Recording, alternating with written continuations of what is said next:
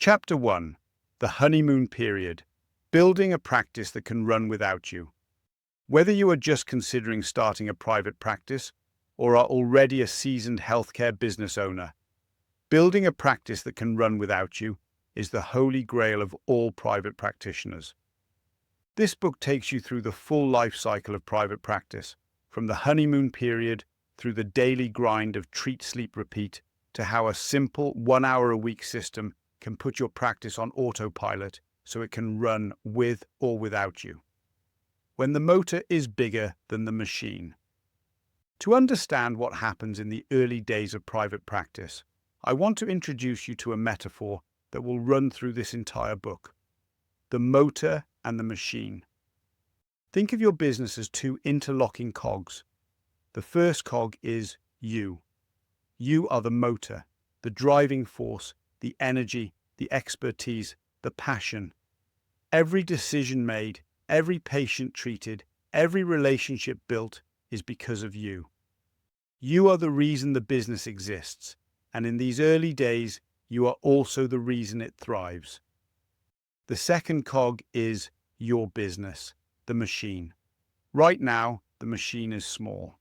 You might have 1 or 2 treatment rooms, a modest patient list, maybe a part-time receptionist, and a small pile of admin and bills that you manage yourself, probably on a Sunday evening before ironing your uniform and prepping for the week ahead. But here is the elusive thing about the early days. The motor is bigger than the machine. When the motor is bigger than the machine, something predictable happens. Every unit of effort you put into the motor produces a direct and proportionate output from the machine. You work hard, the business grows. You see more patients, the revenue rises. You work on your marketing, and the diary fills. The connection between effort and reward is linear, and you think, "This is great. Why didn't I do this before?" This is why so many healthcare practitioners look back on their first year or two in private practice as some of the most rewarding of their careers. The harder you worked, the better the results. Even when it was exhausting, it felt purposeful, and the rewards went far beyond money. This is what I call the honeymoon period. Cast your mind back to the day you opened the doors of your practice for the first time. Maybe it was a simple domiciliary round, or a room rental in a doctor's surgery, or maybe you'd taken the plunge and leased a small unit on the high street. No matter how it started, you had done it. After years of university, clinical placements, and working under someone else's roof and someone else's rules, you had broken free. You had built something of your own. You were your own boss with your own practice and the world of opportunity ahead. There were no more clinical constraints. As an employed practitioner, your clinical decisions were never entirely your own. There were protocols to follow, budget constraints, managers to please, and targets to hit. Even when well-intended, this limited your ability to apply your own clinical judgment. In essence, you were the practitioner someone else wanted you to be. But in your own practice for the first time ever, you were truly free. You could now treat patients how you felt they should be treated, applying your own pathways and protocols using the latest equipment and skills you developed on the training courses that you decided to attend, developing your own specialism that aligns with your interest and expertise. Gone were the days when you had to squeeze a 45-minute complex patient into a 20-minute slot because someone else manages your diary.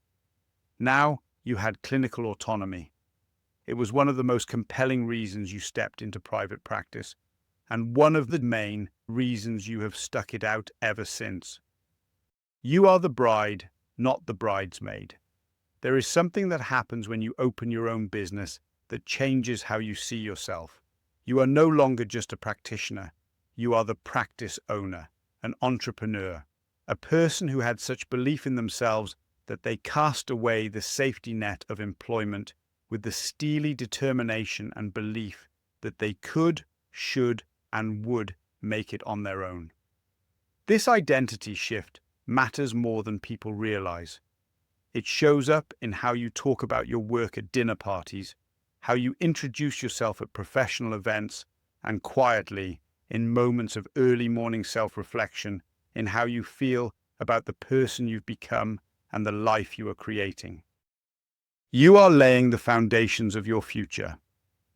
There is a particular pleasure in building something from nothing. You watch your patient list grow from a handful of early adopters into a consistently full diary.